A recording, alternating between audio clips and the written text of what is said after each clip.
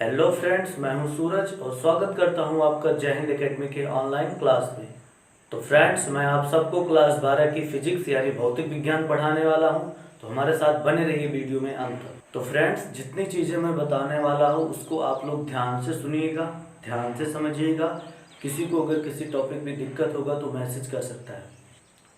तो फ्रेंड्स, भौतिक विज्ञान का चैप्टर 1 है आपका वैद्युत आवेश तथा क्षेत्र। तो सबसे पहले हम लोग समझेंगे वैद्युत आवेश क्या होता है, फिर बाद में हम लोग पढ़ेंगे वैद्युत क्षेत्र क्या होता है।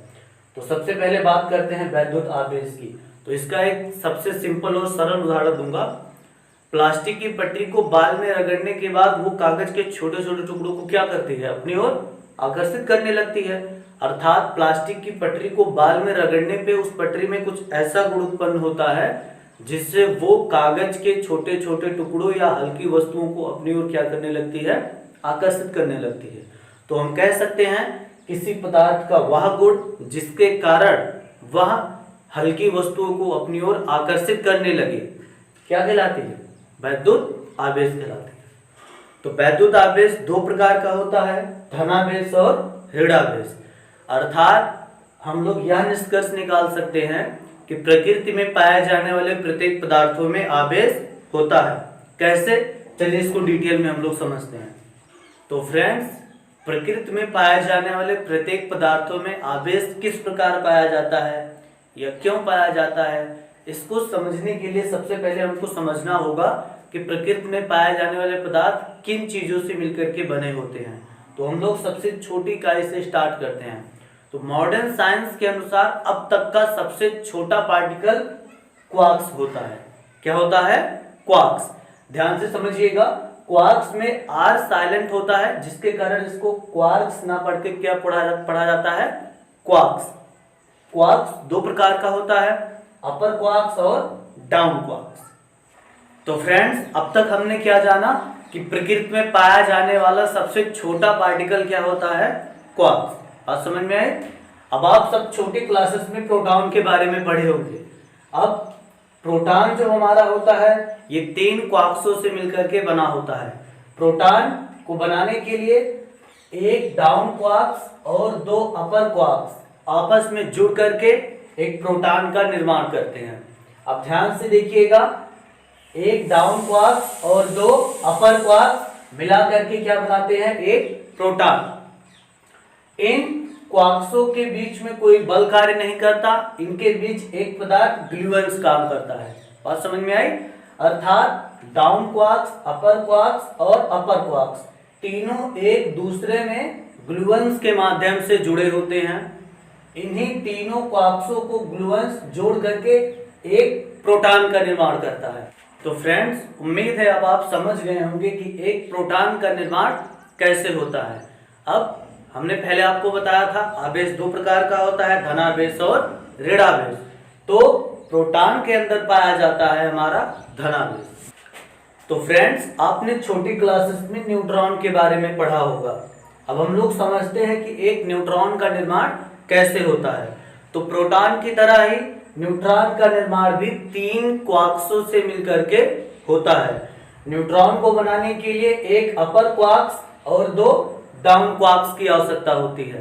अब क्या होता है, ग्लूअन्स एक अपर क्वार्क्स और 2 डाउन क्वार्क्स को मिला करके एक न्यूट्रॉन का निर्माण करता है। अपर क्वार्क्स, डाउन क्वार्क्स और डाउन क्वार्क्स तीनों को जोड़ने का काम कौन करता है, ग्लूअन्स। ग्लूअन्स इन तीनों प्रकार के क्वार्क्सों को जोड़ करके न्यूट्रॉन बनाता है। अब फ्रेंड्स, सबसे महत्वपूर्ण बात यह है कि आवेश दो प्रकार का होता है, धनावेश और ऋणावेश। धनावेश हम लोग जान चुके हैं प्रोटॉन में होता है, बट न्यूट्रॉन जो हमारा होता है ये आवेश रहित होता है, अर्थात न्यूट्रॉन में कोई आवेश नहीं पाया जाता। तो फ्रेंड्स, अब तक आपने क्या जाना कि न्यूट्रॉन और प्रोटॉन का निर्माण कैसे होता है और न्यूट्रॉन और प्रोटॉन पे कौन कौन सा आवेश होता है। न्यूट्रॉन पे कोई आवेश नहीं होता, प्रोटॉन पे धनावेश होता है। अब आप छोटी क्लासेस में नाभिक के बारे में पढ़े होंगे। अब यहाँ हम लोग जानेंगे कि एक नाभिक का निर्माण कैसे होता है। तो ढेर सारे न्यूट्रॉन और ढेर सारे प्रोटॉन आपस में एक दूसरे से नाभिकीय बलों द्वारा जुड़कर एक नाभिक का निर्माण करते हैं। ध्यान से समझिएगा, प्रोटॉनों को प्रोटॉनों से, न्यूट्रॉनों को न्यूट्रॉनों से, न्यूट्रॉनों को प्रोटॉनों से और प्रोटॉनों को न्यूट्रॉनों से जोड़ने का काम कौन करता है? नाभिकीय बल।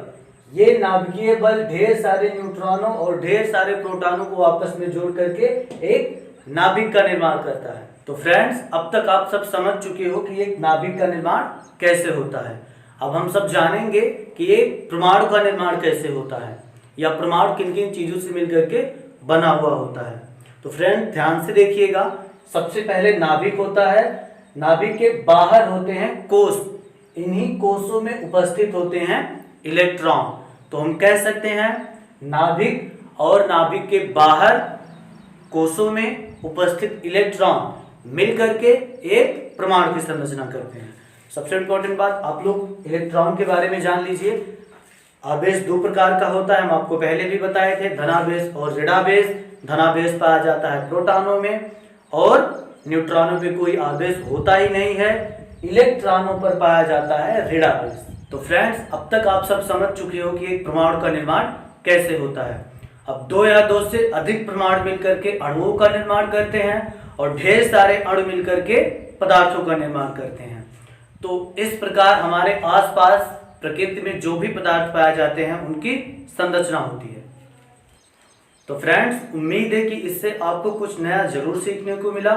मिलता हूं आपसे नेक्स्ट वीडियो में, तब तक के लिए good bye, keep watching, keep learning, be happy, जय हिंद।